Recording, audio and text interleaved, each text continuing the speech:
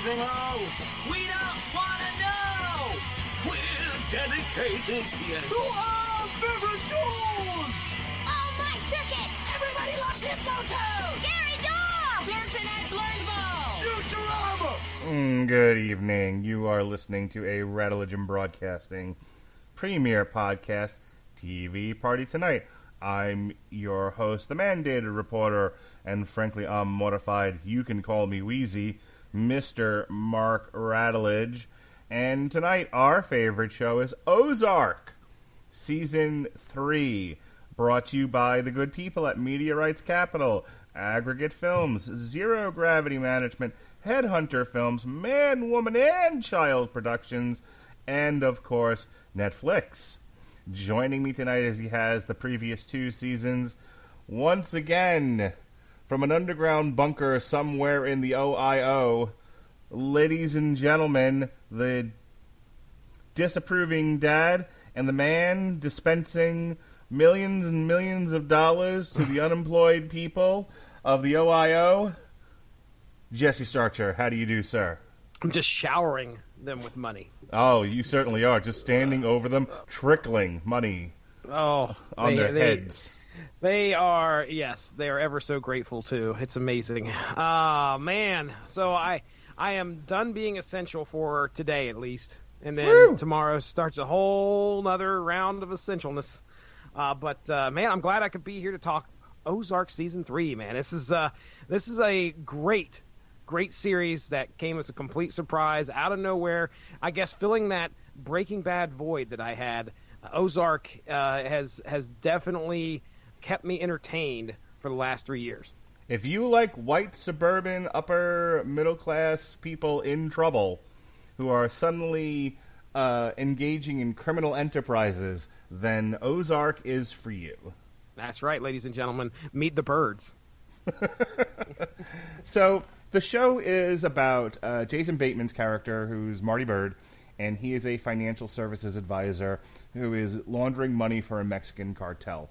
And the first season, things went askew, and he had to launder a lot of money quickly, lest he and his family be killed by said Mexican cartel. So he takes an idea that he got from his partner, who got the whole thing screwed up in the first place, and he moves to the Ozarks, where he poses as an angel investor, using these fronts that he's investing money in to bars and funeral parlors and such, to launder said money.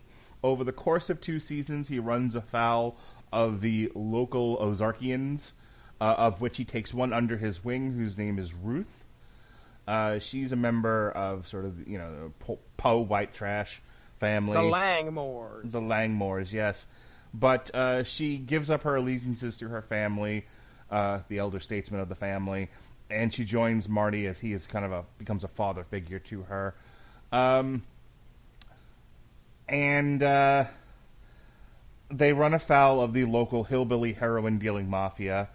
And the last one standing there is the matriarch of that family, Darlene, who basically is willing to stop engaging with the birds and give up the heroin trade in order to steal someone else's baby. Oh, man. Straight up cut that baby out of the womb, too. Yes, yeah, they did. Gosh. So she's still a part of the cast, but that's what's going on with her over the course of 2 seasons as she comes to be the adoptive mother of this baby that they cut out of another person's womb.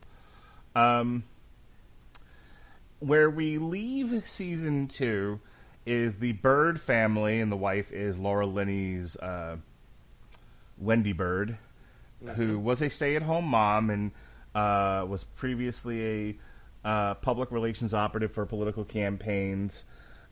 She stayed at home to raise the 2 kids, and I think there would have been a third, but she lost a baby. And so now she's starting to re-engage in working life, and she becomes a big player in the scheme of things as she sees working for the cartel and becoming a power couple in the Ozarks as an attainable goal. So the family is granted a gaming license so that they can own and operate a riverboat casino in the Ozarks, which will, of course, be a big front for laundering the money that they're still sitting on from Season 1 of the Mexican cartels. Mm-hmm. And that is where we mostly leave Season 2 and enter Season 3. Now, Jesse, that pretty much sums up the show up to where we're going to start talking about it. I know you've got a breakdown here, so you lead the dance, Daddy-O. All right, buddy. So I'll throw some questions at you. Mostly the way that I have this written down here is kind of broken up into relationships. Specifically, I think the main focus of what we're going to be talking about here through the whole series of Ozark is Marty and Wendy Bird. So give me your thoughts, man. What are you thinking here? What the developments between the two of Season 3? Give us your, your top hits of the relationship and the basic gist of what these two have been going through, Wendy and Marty Bird. Well, the source of tension between the two is really two different philosophical beliefs. You have Marty, who is very much, a type A type in the sense that things must be orderly, and he has one job. He needs to launder this money from the Mexican cartel so that he can keep his family safe and stay alive and get out from underfoot of said cartel. I think there's a degree to which he likes doing it. There's a certain naughtiness to it that I think he enjoys, but he's such a tightly held together dude, and we learn more about him over the course of Season 3, like why he's that way. But I think for the most part, he's very much, everyone kind of stay out of my business and let me do this one thing, and we'll do it, and we'll do it in a way that does not attract attention, and we'll get away with it. It's if we do things in steps by the numbers, it's going to be fine.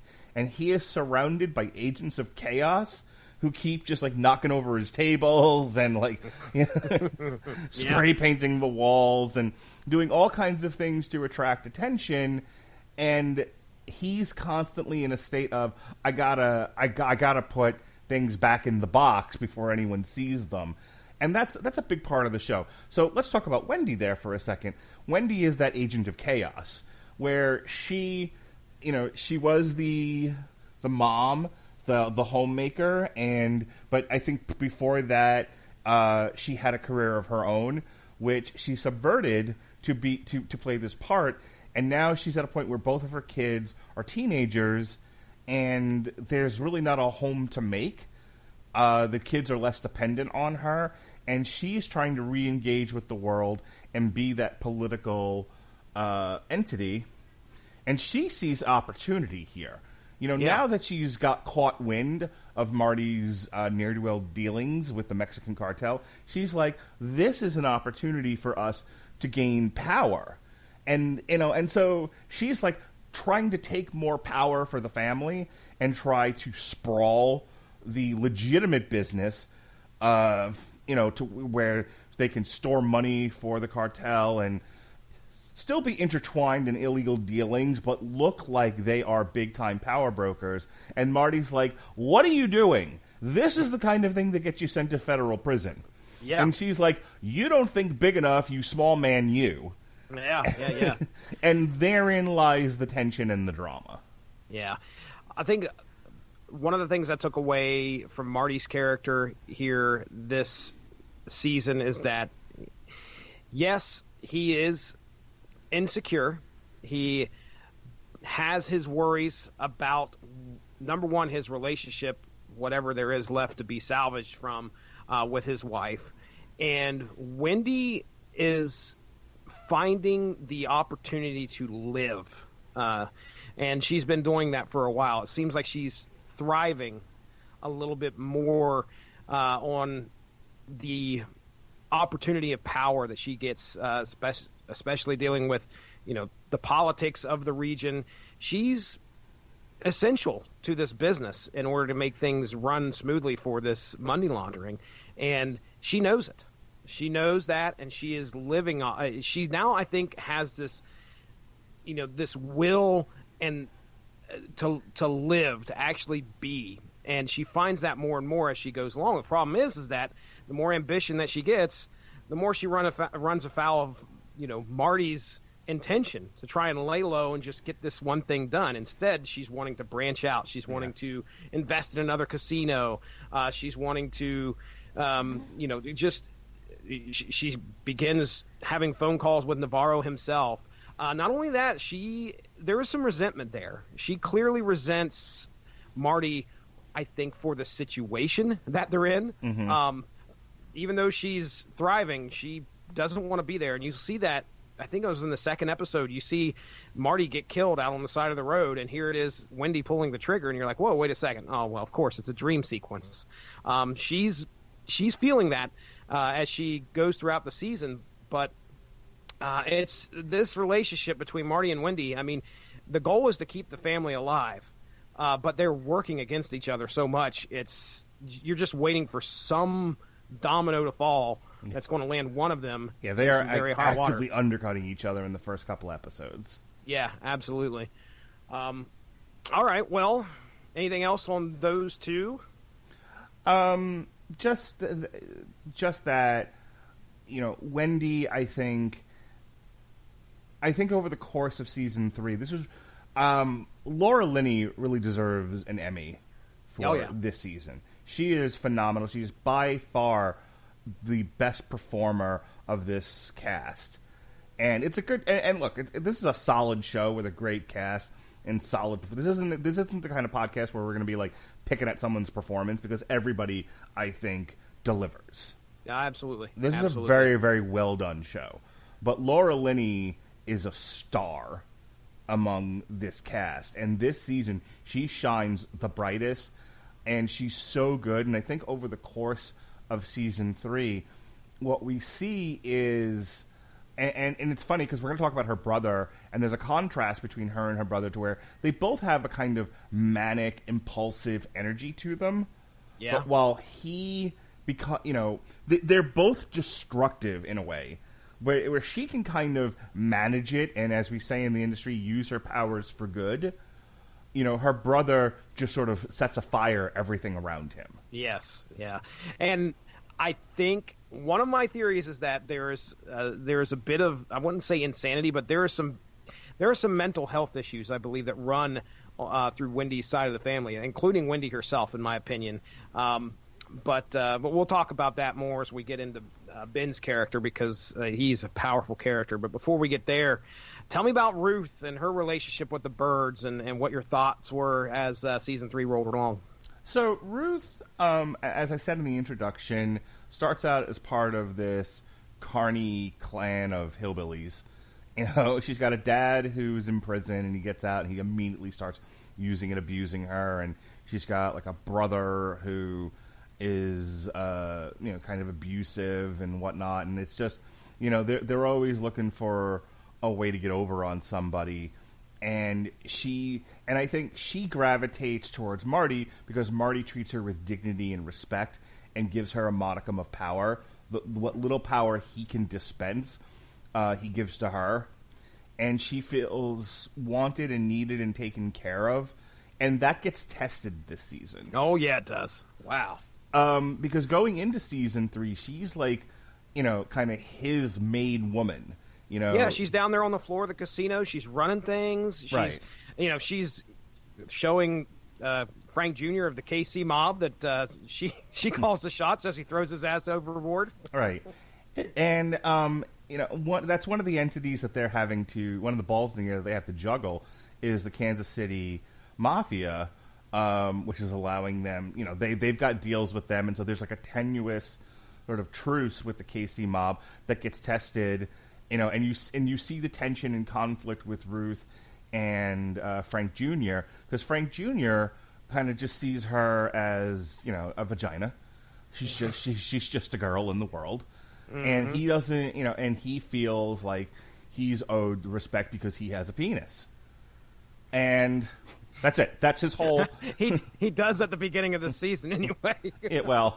That's his whole fucking character is I have a dick and therefore you should listen to me. And it's like, well, life's a bit more complicated than all that. And so she is a ball of fire, and this girl, oh my goodness, I want to get her name right. She is played by Julia Garner, and she's just like this Marty fucking bird. You know, she lays out Mindy. I remember my wife just looking over at me saying she just cusses like a sailor, and that is one of the most endearing parts. Yeah, she's like a dainty little thing, and but she carries herself with a degree of authority that's fun to watch. Where I was going with this is there's like a subplot to this season of her and Frank Jr. kind of butting heads, and you know, like you said, she throws him off the boat at one point, and that's a problem. And through the relationship of Ruth and Frank, you see just how little power Marty actually has. Because Ruth is thrown in with the Bird family, seeing as this is where she can butter her bread. And what you come to find out through machinations of the Mexican cartel and the KC mob is how little power they actually have to protect this woman. You know, Marty has no hired guns. He has no muscle. So Marty can say, okay, she's a made woman, and the only kind of leverage he has is his ability to do, laundering or whatever deals he can make. But he has no actual physical strength to carry out his will or protect his people. And so when it gets tested, you know, the walls that he's created to protect his family and protect Ruth are kind of made of paper mache. And Ruth painfully comes to realize that, at which point at the end of the season she's done with the birds. Yeah. Ruth is put in the hospital by Frank Jr., and the one thing that she wants as she's laying in that hospital bed, when Marty Bird and Wendy Bird come to visit, she wants Frank dead. And Marty says, nope, it's done. We're done. You'll never be touched again, which was a promise that was already made, right, and was broken. And now they aren't going to do anything about it. And boy, does Ruth feel like she has been betrayed. Sure. And just like you said, she quits. She's done. I mean, in a way she has. You know, here's the thing. Nobody gets into, like, the mob, you know, or a gang because it's a joyful thing to be a part of, and it really makes you feel special. You get into it for protection. Yeah. You get in for it for strength in numbers. And when that strength isn't there anymore, when that protection is gone, there's no reason to be there. I would say, if I identified with anybody in this show, it would be Marty. I'd be the guy that rationalizes just about everything. And so when Ruth is laying in the hospital bed, I'm still on Marty's side. Like, okay, we need to be rational about this. Yeah, you got your ass kicked. Not like you weren't pushing buttons in the first place. I understand you're upset, but look, if we do this, we are going to ruin ourselves. We're going to ruin our business. You got to rationalize things. Ruth is like the exact opposite of that. She does not rationalize. It's a lot to ask of women to be rational. Let's face it. Okay. I shouldn't say that because she does rationalize in her own way. But when it comes to something like this, obviously she's going to be upset, and it's hard to be rational when you get your ass kicked and you're put in the hospital. Hey, I wonder why most of our listeners are only men. Anyway. Ladies. Here's one for the ladies. Rape me. That's a Richard Cheese joke. Oh, that does not surprise me. Anyway. Good old Richard Cheese. Yes, sir. Moving on. But yeah, look, I think Marty comes across as somebody who's, got it together, and he projects a degree of authority because he knows a lot. He's a very bright guy, and he's very quick thinking, and he's doing something that is by and large a mystery to those around him, but is a needed skill. But what he's not is a mob leader. Yeah. And that's kind of the revelation that she has in the hospital bed of, I've thrown in with a guy who can't protect me. And I need protection because I'm 10 pounds. She is too. Oh, man. Well, okay. So branching off of that, let's head into Darlene territory, okay? Darlene Snell. there's a few big. She's still a very important character in season 3. As much as you thought you'd write her off, just being the kind of like the silent third partner of this business. Oh, that's not the case. At first, it seems like that. She's kind of going about her own crazy way with the baby Zeke, and but she ends up getting into a relationship, which, holy shit, man! If there's anything that came out of left field in this season, I've never like. This is the least I've wanted to see two people fuck on TV in my life. I'm right there with you. I was sitting there. I was like, whoa, wait a second. Put your clothes back on. Wait a second. Everybody else in this cast, like, had they been topless and banging, all right, sure. I could take it. Yeah, I can deal, but it was like Darlene, the fucking, elderly hillbilly, and Wyatt, who, has a look for television, but I would not call attractive. Yeah. What is he like? He's, I think, probably portrayed as early 20s, maybe. And he's, if Ruth is 10 pounds, he's 15. Well, scrawny, tall dude. My God, and if Darlene. a strong wind picks up, he'll blow away. Oh, my goodness. That was what was hilarious, because he starts off the season, and he's like, because of all the things that Ruth has done in his mind that betrays their family, not the least of which I think was murdering his father, he wants nothing to do with Ruth and doesn't want her money, even though she keeps trying to reach out to him. So he's like living in rich people's homes, just squatting. Yeah, so there's a scene where he's making breakfast in this lady's kitchen, and they walk in, and he's like, "Oh, I fucked up," and he's like, "I'm not here to hurt anyone. Sorry. Let me just get my stuff and I'll get out of here." Tased immediately, and I'm like, believable. Yep. Yeah. You're kind of lulled into this. Oh, he's doing all right for himself, and you realize it's not his house. Oh, right. Oh, okay. Yeah, and then he gets arrested, and Darlene takes an interest in him, and there's this budding relationship that happens. Now, one of the things that I thought was going to happen, and I was like, oh, this is exactly where we're going, is I thought by the end of season 3, it was going to be Darlene trying to kill Ruth, or Ruth trying to kill Darlene. I thought that was where we were going to go, and that is not where we ended up. Yeah, I'm not surprised where we ended up, because Darlene, there is one of the themes of this show is like the carpetbagger thing, where the Ozark for the Ozarkians, it's that very southern, even though it's in Missouri. It's that very southern sort of American mentality of, this is my land and I'll not have foreigners on it. And they're very protective, and it's like, come here, spend your money, get the fuck out. Yeah. And Darlene, from the very start of season 1, was always like, we're gonna. These are our roots. This is our land. Right. This all belongs to us, and I think under any other circumstances, she probably would have been fine with the birds, but they're, Yankees essentially from Chicago.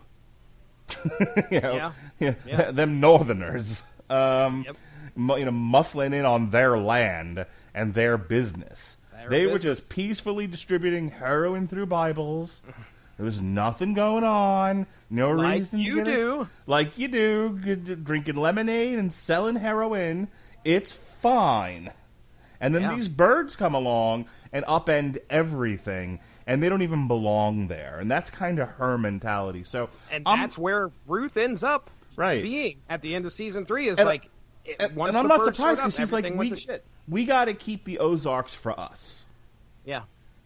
And that's, and I think that's where Ruth finally lands. Like, I threw in with this Yankee from Chicago, and look where it got me. It got me kicked in the uterus. So, yeah. Yep. So I need to find a gang of my own. Mm-hmm. Well, all right. Let's talk about one of the, I'm going to term wild cards, which I actually think he was called a wild card in this season, and that is Ben Davis, Wendy Bird's brother, who happens to come down to the Ozarks to pay his sister a visit. And this is an interesting character. Mark, I'll let you go ahead and talk about Ben Davis. So he has bipolar disorder, And I think for dramatic purposes, they do a really good job of displaying what happens with mentally ill folks. You know, the unfortunate reality of mental illness is that it, you know, the medications that are out there to help you to stabilize your mood or to dispense with psychotic symptoms or whatever can have some pretty harsh side effects. And so what happens with a lot of people, whether it's a mood disorder or psychosis or whatever it is, they start to feel better. They start to feel more normal, and they don't want to take their meds anymore. And then, of course, they decompensate, and you're off to the races once again. And that's kind of what happens with Dear Ben, which is he faces the unfortunate side effect of impotency. I don't know to what level. It's only dealt with in one scene with him and Ruth. But he is impotent through the taking of his medications to control his mood disorder, which is bipolar, which used to be known as manic depression, but that term is now out of date. People still use it, though.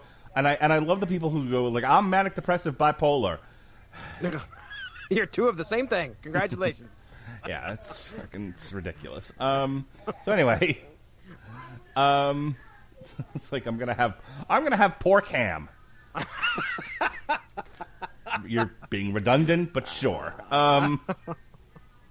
Anyway, so he's impotent, and he's like, okay, I'm doing okay, and I can't be in a relationship and not be able to perform sexually, so I'm going to go off my meds.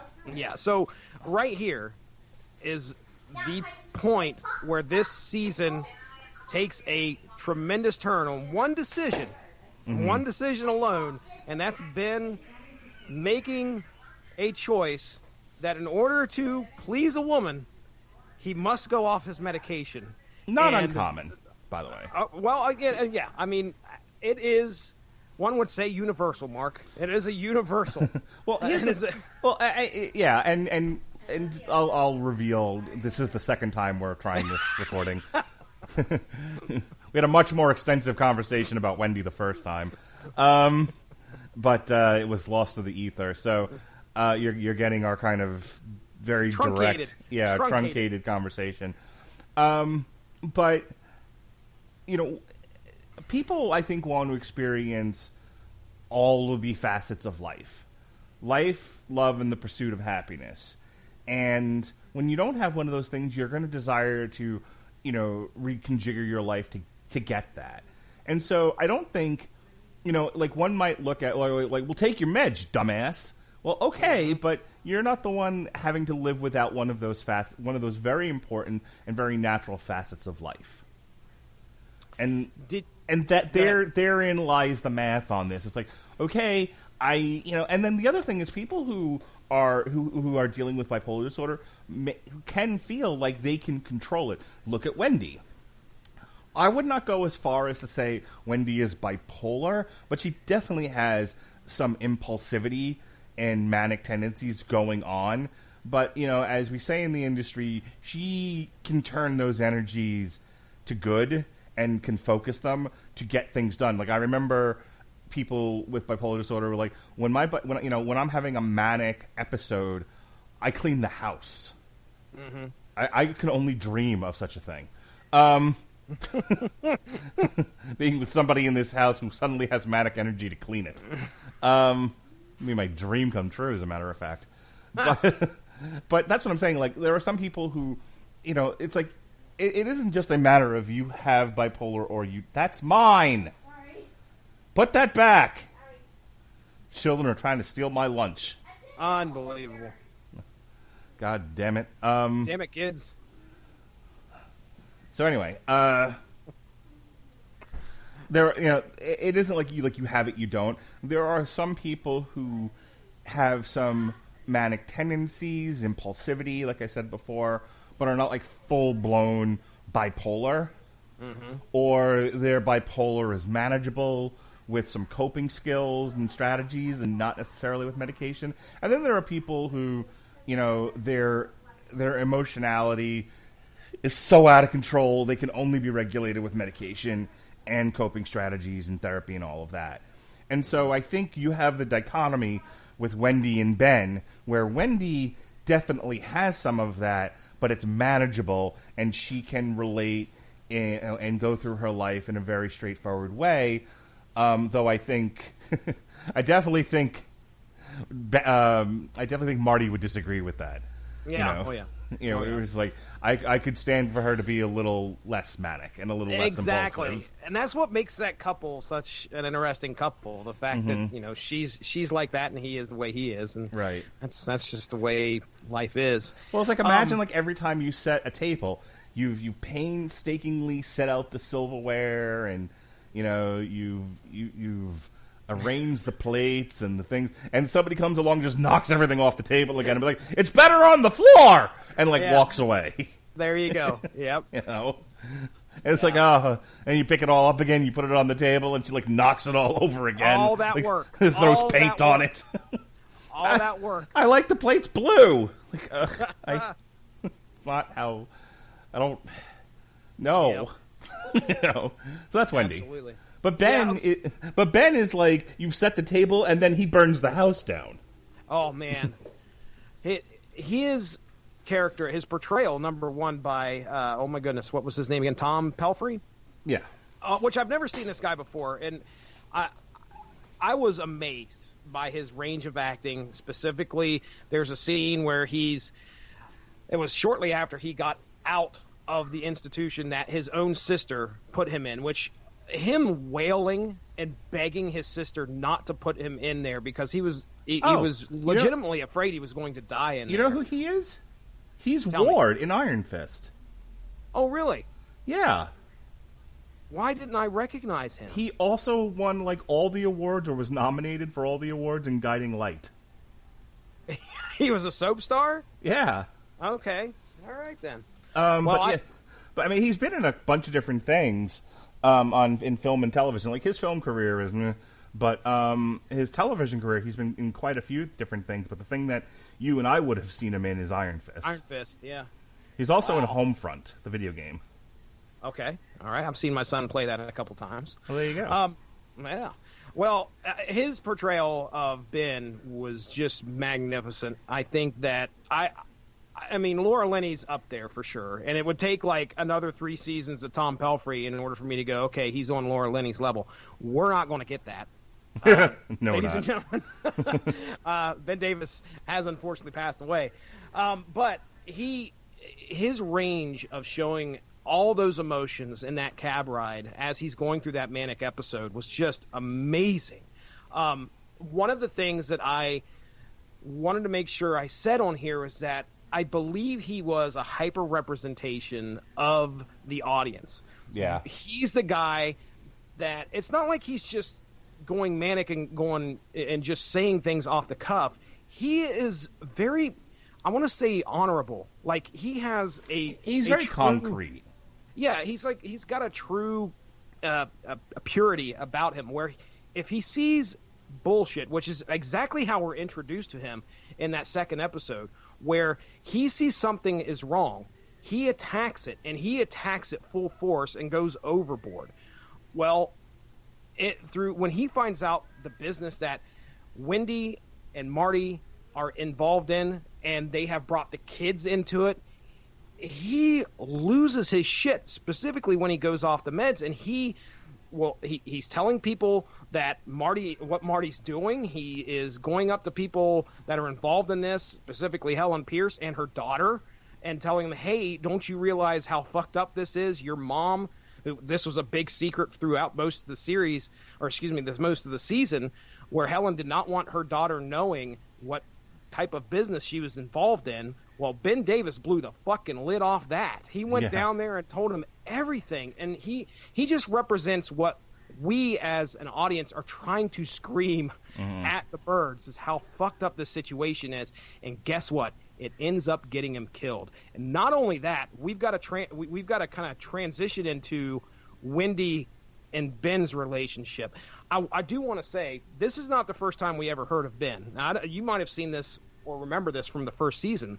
Do you remember Jonah when he was kind of exhibiting some kind of psychotic behavior, like taking dead birds and doing stuff with it. Yeah. When Wendy mentions Ben in that season, saying that she's worried about Jonah because he's exhibiting things that remind her of Ben. And that's where I think more of the evidence, I guess you would say, of the mental illness that kind of runs in Wendy's family, it kind of supports that. Now, Jonah has a big decision that's made at the end of this season, and he makes the right decision. But you can see that he has got that tendency where he can just flip his lid. Jonah can do the same thing. But anyway. It's different, though. When you're a child and you have a concrete vision of, morality, good and bad. What's right and what's wrong, yeah. Right. I think as an adult, and I kind of made a joke about this the first time we talked about it, Chris, not Chris Rock, but Dave Chappelle's bit about what if we really said what was on our minds, and you revealed your, not racism, but like your prejudices. Because again, I think racism it gets thrown around to the point where it becomes meaningless. That's a very, very specific thing, and it goes to a very, very specific set of behaviors. But people have prejudices. They don't necessarily act on their prejudices because we all have to get along in this world. And, you sort of weigh, it's like that the internal struggle of, do I punch this guy in the parking lot or do I go home and not go to jail? Yeah. Yeah. Those little battles that you have with yourself, and we win them to one degree or another. Everyone's different, and obviously some people don't do as well with this. But Dave Chappelle's joke was like, if we just said out loud the things we thought, what a horrible world this would be. Oh yeah. But that's kids. Kids do that. Kids have no common sense filter. Yeah, and so they just blurt shit out. And I'll give just an example that doesn't deal necessarily with race or anything. I went trick or treating with my kids this past year, and we met another family that lives near my in-laws, and we joined up with them and formed a little trick or treating group. And the youngest child looks at me and goes, "You're really fat," and I am. But now there's no filter. Yes. The parent is mortified and apologizing and groveling because that's not socially acceptable. But he's a child, and I understood that, and I was like, it's fine. He's not wrong. Yeah. Yeah. I've been on the end of that before, man, and I've seen my kids do the exact same thing. Right. It's just, they see somebody of a different color and they call them that color, and I'm like, whoa, wait a second, and I'm like, well, shit, I've never sat down and really explained to them because they're 5. Right. There's no sense in actually trying to explain right and wrong to somebody like that because they're not going to understand it. Right. Even if it is considered right and wrong, it's really just calling something what it is. Yeah. And that's like a just person the way saying a kid looks at it. like a person in a wheelchair or something. It's like, okay, well, they are in fact in a wheelchair. They are in fact disabled, but you don't be like, "Hey, you in the wheelchair," Decorum. Yeah, the kids don't have that filter, and Jonah is what he's definitely slipping into puberty here. Yeah, and he doesn't have that.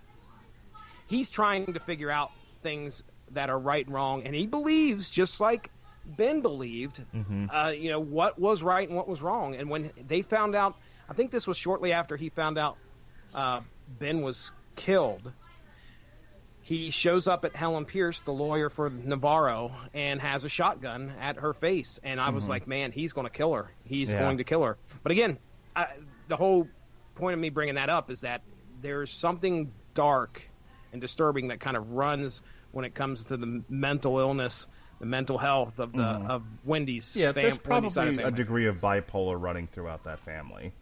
Okay, to one degree or another. Well, Go ahead. I just want to say, just to kind of put a period on the end of the point about filters and whatnot. When Ben is in a manic stage where he's at the height of his mania, and he is at the height of his impulsivity, that filter is gone. Yeah. He is all concrete observation and rage there is like the brain to the mouth with nothing in between. Oh man, and him. I mean, I can see him now. Like he's just pacing back and forth, and he's yelling things and pointing at people, and tears in his eyes. But then he wants to fix it. And we talked about this before. Like, have you ever like fucked up with somebody and you're like, and then like you feel guilty about it, so you go back and apologize, and they're like, "Wait, what? I wasn't even mad about that." You know, it's. I think as rational adults, mature adults, you have to know when to just walk away, log off, leave it alone. Mm-hmm. Which don't engage. Yeah, do not engage. Which apparently is becoming less of a thing as society develops online. Oh, yeah. But, and here's your message of the day from the Radulich and broadcasting industry. Not everything needs a response. Dude, I have read documents at work where people have felt pretty safe enough because they're on the other side of a screen, but they don't realize that what they're doing is filling out a document that is considered...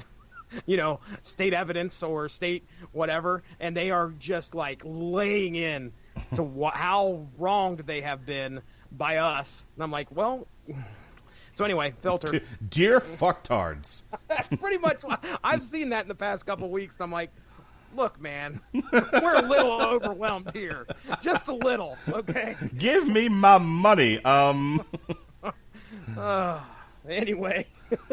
Yes, next on your agenda, sir. I'm good with Ben. Oh, okay. Well, I think we're going to continue to talk a little bit about Ben here because I think the most impactful, the most emotional that I've gotten this season was watching the relationship between Wendy and her brother Ben, and how that ends up. I'm going to give you the floor on this, but let me say this. I thought the acting in the episode was amazing. Mm-hmm. And when she finally just walks away from him and he's then killed, it was heart-wrenching, it was heartbreaking. You feel, and then the next episode where she's like living in a Walmart parking lot, to try and fucking mourn her brother, and she's just basically living there. Yeah. I don't know how, like maybe a day or two has passed and she's just going out to the minivan with her snacks and her gin. Mm-hmm. Vodka. That's all heartbreaking, and it's great acting. It's great scene setting. I don't want to go as far as saying I didn't care, because it made me care by virtue of performance. Oh my gosh, man, this sounds rough. Like, I mean, this was you watch a sister make the decision to kill her own brother. I mean, that is fucking rough. Yeah, no. Look, I completely 100% agree with you. Here's the thing: if you were to take all the different various plots of this show, and we've talked about this with other TV parties, where like you're interested in this but not this, or this character, you like his scenes but not this character. You know what I mean? Yeah. I was not. After he has the big blow up, I'm interested to see what hell he's unearthed, but I'm no longer really interested in that character. And I think and here's the thing. The show doesn't have to be written to my exact tastes, and I can kind of separate my personal interest from what the show needs. The show needed an entire episode of Wendy going to pieces over her brother. And like the bits where she's like, "You're like a toddler," I'm like, yeah, I relate to that. Yep. Because I have dealt with people in his condition, both personally and professionally, to where, like we called her an agent of chaos. What if you're an agent of chaos and you're with somebody who's even worse? Mm-hmm. And you just feel like you're spinning in circles and nothing around you makes sense and you just want to drop on the floor and cry. I've been there with people like that are like that, and so I think watching... No matter what, she's trying to save him, and he just keeps fucking up. Yeah, like she pulls him out of the deep end, and he dives back in again, and he's like, "But I gotta be wet," Like, yeah.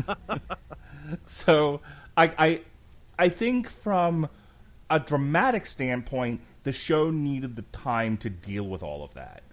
Mm-hmm. It didn't need to be like You haven't seen season 5 of The Wire yet, I'm getting there.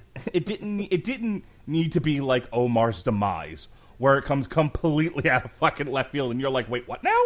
Yeah. Wait till you see it. People have watched Damn it, The Wire. Omar. Damn it. People who watch The Wire know what I'm talking about. But like, you didn't need an entire episode to see where to watch Omar fall from grace and finally meet his demise. And you could have, but in contrast, you could have given that character, a blaze of glory ending. But that's not what The Wire was. So, the way they handled it was true to life in the story that they're trying to tell. Where this, you needed that hour-long descent. Yeah, you did. For Wendy to get to the decision that she gets, which is to leave him at the restaurant. Yeah. Here's the only problem. Of all the things that they do deal with in this show, Ben and his shenanigans and his ultimate demise were the least interesting to me. Oh, wow. I was more interested in Marty and the FBI agent. Man, I was sitting there like, how is Ben? Ben was one of my favorite characters of the season. Ugh. All right, then. I like the idea of him being a wild card thrown into the mix to fuck things up. And, by the end of it, just like I said, he represented me. I was the guy yelling at, in my head, that's a messed up situation. Get him out of that. That's a messed up situation. And with him being the representation of my thoughts, I was like, try and get this guy to live. But unfortunately, there's no way for this guy to continue to live in this situation that he's put himself in. And it obviously resulted in him getting killed. And the most heartbreaking part is the fact that it was his sister who was just trying to save him. Right. Like, look, get back on your meds. Look, do us a favor. Go get some help. Stop calling we're people. Pay... How much money will it take for you to go back home? And of course that all gets complicated with the fact that he falls in love with Ruth, and he wants to do right by her. Right. He's a very noble character in my opinion, even though he's got these horrible flaws that just work against him. Hey, Jesse, is he a noble savage? Oh my goodness! Or is he Cyborg Betty? Sorry. Go on. Cyborg Betty. Oh, well. You're as cold as ice. Oh, my goodness. It's a good song. I have an Ultimate Clutch playlist I just put together a few days back. It's 12 hours long, sir. Oh, my God. It's 12 almost hours. as long as a From Claremont to Claremont. It's only 6 minutes shy of 12 hours, dude. Oh, it's unreal. Anyway, so, yeah, I really like Ben Davis's character. I thought he was a great wild card to throw in there for season 3. I hated to see him die, but I knew, unfortunately, he had to. I can't remember what was going through my head, but I was about midway through the season, and I was like, I've got to figure. I looked up Ben Davis on the internet. The first thing that came up was, did Wendy actually kill her brother? And I was like, oh fuck! Of course, that got ruined for me. I didn't exactly jump in and start reading, but I was like, shit, he's going to either die or he's not going to die, one or the other. But either way, I'm pretty certain that he's dead because it was Helen Pierce's guy that went and pulled the trigger.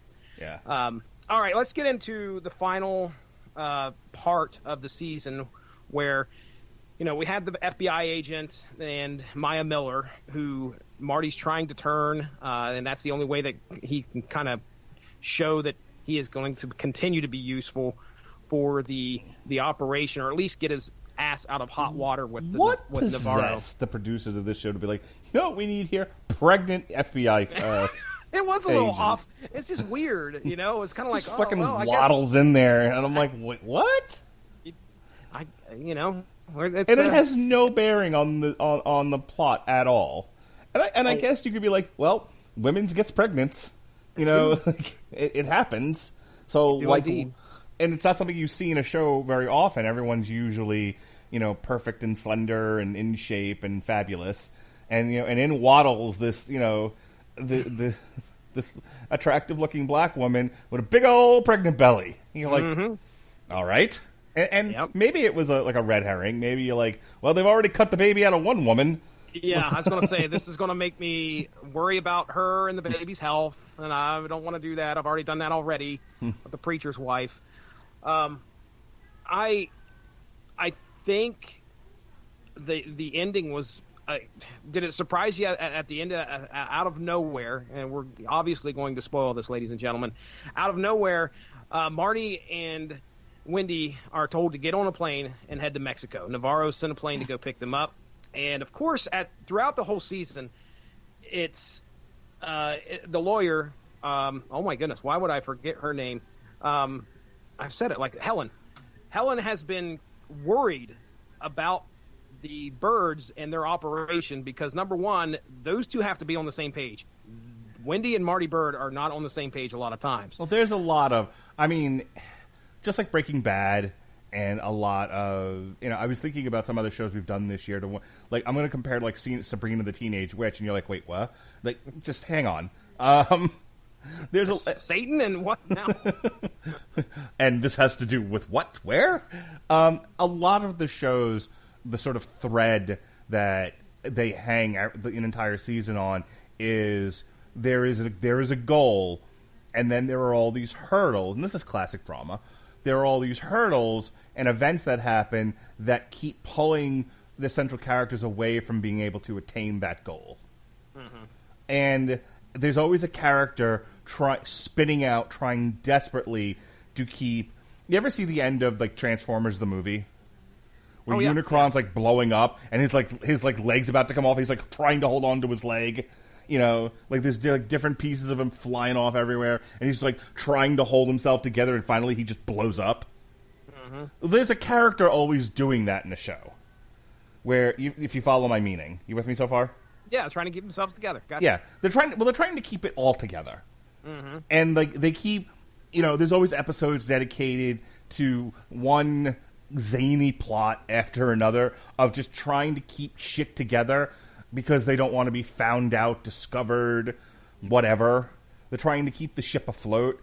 There's a lot of, and so when I say like I'm not interested in Ben's storyline as much, I'm more interested in the stuff having to do with getting to the goal of launder this fucking money already. Mm-hmm. You see what I'm saying? Yeah. It was like, again, with Breaking Bad, like I was always more interested in the dealing of, in the making and the dealing of the meth than I was in the wife's sad story. Mm-hmm. Or the sons. You with me? You see what I'm saying? Yeah. I'm following you. So, like, there's a lot of Ozark is, Marty's character trying to push things forward and get to that goal line where the goalposts keep moving on him, and all these different characters throwing random chaos in his way, and him trying to fix shit. Mm-hmm. To the point, and there's always like some character that just yells, "Stop! Stop! You can't fix this anymore. It's too broken. She's already dead." That kind of thing. Mm-hmm. Well, so we get to the FBI characters where I was going with all of this, and Marty actually does something very, very weird for a lead in one of these shows, where he's just like, "Yeah, I give up." Yeah, at one point he's just like, "I'll take the deal." And you're like, "Oh, wow, okay, here we go." And of course, seconds later, he gets whisked away to Mexico. And then, by the same token, you have Helen, who's also that character, right? That's where we started with this, where she's another character who is trying to, like, her goal is to meet the needs of the cartel. Yeah. She's the hand of Navarro. She is trying to execute his will. And then you have these birds who are agents of chaos as a collective, just fucking all kinds of things up. Yeah, and if they fail, Helen's not going to be on like a receiving end of a slap on the wrist. I mean, at one point she's getting waterboarded by her own, the people she's working for. So she's got an interest. And if Marty and Wendy are not on the same page and aren't able to conduct this business, by the end of the season, she's making moves to take care of it herself and write the birds off completely. Right. Yeah, she's trying to, like, take over the casinos and everything because she's like, she does the math and she's like, you guys are variables that keep messing up the equation. it's better if we just get rid of you. And no one really can argue against that. Yeah, I was going to say, and she's not wrong. Yeah, she's not wrong here. Not wrong at all. So when she gets her head blown off, I was a little like, it's jarring because it's one of those deals where the camera's close up on her, and you hear a bang, and then it like cuts to Marty and Wendy, and they're covered in blood. Covered in blood. Yep. Yeah. You don't know. You knew somebody was going to die. He wasn't bringing them down there. Supposedly, he was bringing them down there for it wasn't a wedding. It was like a baptism. Baptism. And, okay. You could tell there was going to be some serious repercussions. And at this time, Wendy and Marty were already aware that Helen was working against them, trying to get on the casino license. And they all get on a plane together, and they all got to look at each other and smile. Right. And act like nobody knows what the other one's doing. Yeah, it was definitely... It's interesting to see where they go from here. I guess Helen's out of the picture. I don't know what craziness awaits us in season 4. You got any ideas? Well, I'm reading the last line here because I wanted to see if I was right about the baptism, and I was. Upon arrival, Nelson kills Helen, and Navarro tells Marty and Wendy this is the beginning of increased cooperation between the three of them. We started with Wendy saying, what you need is a cohort, a series, a collection of legitimate businesses to store your money in. And if something happens to you, your children will have access to the wealth that is in these businesses. And so I think Navarro sees the value in the birds if he can just get them on the same page and working cooperatively instead of against each other. Yeah, and he probably was aware of what Helen did. Right. And said, I can't have them working against each other. Yeah. I think he did the math and was like, I can get any lawyer to draft paper. I can get any lawyer to kind of draft paperwork and keep my businesses going. Like her function was redundant in that sense. I don't think he knew where to find another Marty. And Wendy's are not a dime a dozen either. Maybe he finds a woman out there who's so motivated by power and ambition that she'll align herself with a Mexican drug cartel. Maybe he won't. It's not the kind of thing you can audition for. Mm-hmm. And so I think he's like, this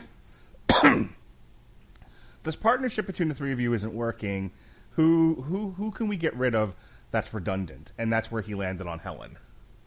Yeah. Well, season 4 most likely is going to be focused on Ruth working with Darlene and them working against the birds. Yeah. But the birds being firmly in... the birds are part of the Mexican mob now. Yeah. Yeah, and that's a big... I mean, we already saw kind of what happened when the Mexican mob showed up and the Snells... on the Snell's farm that one time. Right. It got a little crazy. Yeah, and then, there's going to be a lot of drama between Ruth and Marty, the father figure and the daughter pretty much there. We haven't seen a whole lot of Charlotte this season. I mean, she was kind of playing the concerned sister. So I don't know if she'll be another. She was a big factor, I think, where she emancipated herself. I think it was last season. But I don't know. Maybe she'll have a bigger role in season 4. The kids sort of lend themselves to being more hurdles. For a while there, Marty was trying to hide what he was doing from his kids, and and so I think a lot of what their value in the show is another thing Marty has to deal with that's in the way of him getting to the goal of launder the goddamn money already. Mm-hmm. That's going to be the funny thing. Like, in retrospect, when this show finally ends, the people are going to ask, did he ever launder all the money? He's still fucking sitting on the same bunch of money from season 1. And then we have, I forgot about Darlene shooting Frank Cosgrove Jr.'s dick off, and then like you do. Actually throwing... that resulted, folks, in his father, Frank Cosgrove Sr., going into business with Darlene. So it was a strange set of happenings there. But yeah, Darlene. So Darlene's in with the KC mob now. Right. And I mean, this sets up a lot of good. It's potential... very Game of Thrones. Okay, I've never seen it. Okay, so Game of Thrones is, if you had to sum it up in one sentence, like Game of Thrones is about shifting alliances. Okay. And the idea, and again, at the end of the day, it was who was going to sit in the Iron Throne. That's what the show sort of revolved around, was these warring factions and these machinations and people desiring to sit in the Iron Throne and be master of all that of all they see. Mm-hmm. And so over the course of how many seasons it was, you had all of these different alliances of people, of countries, of nations, whatever, to where it finally ends with this group of people marching on this group of people, and this person wanting to sit in there but getting killed by another person who doesn't think that's a great idea, etc., etc. So Ozark is sort of like a modern day, weirdly enough, because I don't know how many people would have made that leap. Yeah. But kind of Ozark is like that, because we start with, you have the Birds and they're a little country of their own, and then you have the Langmores and they're a little country of their own, and then you have the FBI, and you have cartel, the Mexican cartel, and you have Darlene and her husband, the little heroin empire on the lake, right? Yep. And then allegiances shift, right? Half the Langmores get taken out, and Ruth becomes part of the Birds, and the Birds become more entrenched with the Mexicans, but the Mexicans are then doing business with Darlene. By the end of season 2, the Langmores are basically no more. Yep. Darlene's power was gone for a while there, and then she's starting to resurrect her power, but now she's aligned with the KC mob. The Birds are basically gone. Their country has been absorbed. Yep, they've been absorbed by the Mexican mob. So, do you see where I'm getting the Game of Thrones thing? Absolutely. I think that's a great analogy. Great analogy. Well, that's why people listen to TV Party Tonight, the best TV review show in podcast history. Premier podcast history. That's right. All right, man. Well, unless you have anything else to say, you can get ready to take us on out. This has been a fun discussion. I'm dangerously running low on oxygen. All right, then. All right. You plug us up here, brother. All right. Eat your oats. That's good. Yeah. Get it? Plug that's your... fiber, sir. No, that's cheese. You want to eat cheese. Oh, okay. Flowing just fine. No, nuts to that. All right. So, bit of a change in the schedule. Some people are not available to record or are having life stuff happen. So, this week, myself and Alexis Hana will be doing a comic strip. We're gonna review the book I Am Not Okay With This and compare it to the show. 7 episodes. Almost talked my daughter into joining you guys. She hasn't read the graphic novel though. She was really excited about that show. Has she watched it? Yeah. She watched the. She was trying to pitch me on it yesterday. I'm like, I ain't got the time to do it, unfortunately. But she really liked the show. So we're going to do a comic strip for I Am Not Okay With This. We're one show comparing the book to the series. It'll be an interesting conversation, I think. And then myself and Robert Winfrey will review Castlevania Season 3. Here's a quick preview. It sucked, and neither one of us want to do this show. Fantastic. So get ready for that. It's what happens when people talk me into doing something. I don't remember who initially talked me into doing Castlevania, but there was a lot of excitement about it. And then we got to Season 3, and I'm like, okay, who all wants to do this? And it was like crickets. What the fuck, man? I didn't want to do this, but now I'm committed. See it through. Yeah, I got to see it through. I'm supposed to review Trivium this week. What the Dead Man Say. I dropped the Black Dahlia murder off the schedule. I didn't want to do a Sandman review of it. It's hard to do those by myself, and then it's death metal and. But Trivium, I'm hoping Jesse graces me with his presence. But if he doesn't, I may still do it by myself. I'm hoping the album has enough about it for me to talk about if I have to do this alone, for me to for I've me listened to review. it once already. I've listened Okay. to it once, Yeah. and I mean, it's not anything that's going to rock your socks off. I'll tell you that. All right. And Well, it's not as good as the first time I ever heard Trivium, which was a couple albums back. This one kind of pales in comparison, in my opinion. Well, it all depends. It also all depends on how I feel because that's one of my Moffat days, and I'm off Yeah. Thursday. But a lot of times when I don't have anyone else to record with, I don't really have the compulsion to do the show. Motivation. Yeah, I hear you. So we'll see. So that's going to be up in the air, but not up in the air the following week. Myself and Pat Mullen will be doing Chapter 7 of our History of Boxing podcast. We'll be looking at the World Boxing Association Heavyweight Elimination Tournament. Cassius Clay, Muhammad Ali, has decided to not... he is avoiding the draft. He is draft dodging, as it were. He And is. so He is a conscientious objector. That's right. So he was stripped of his title and then his heavyweight title. And so the WBA put together a tournament, an 8-man tournament, to determine who the new heavyweight champion would be. And speaking of heavyweight champions, myself and the Podsman will be doing a TV party for Money in the Bank. We'll see who falls off the building. We're hoping it's Vince McMahon. All I see is headlines of this. I don't click on the articles, but those are entertaining in of themselves. It's amazing.